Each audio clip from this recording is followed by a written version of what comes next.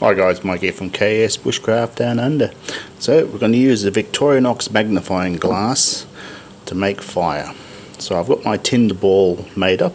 Now I've got a bit of newsprint here with a bit of black ink as my target for the magnifying glass. And we're ready to roll as soon as the sun comes up. Guys, I've got my tinder ball.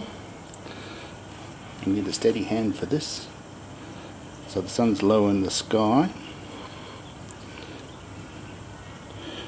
Get my focus in.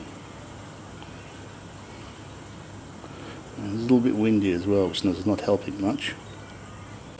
And as soon as I see an ember forming, I'm going to try and blow it into life. Come on.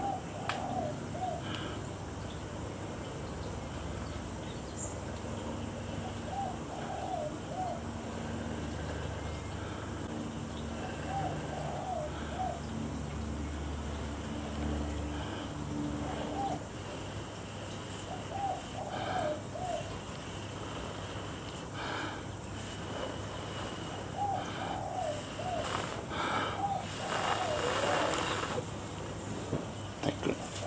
There we have it.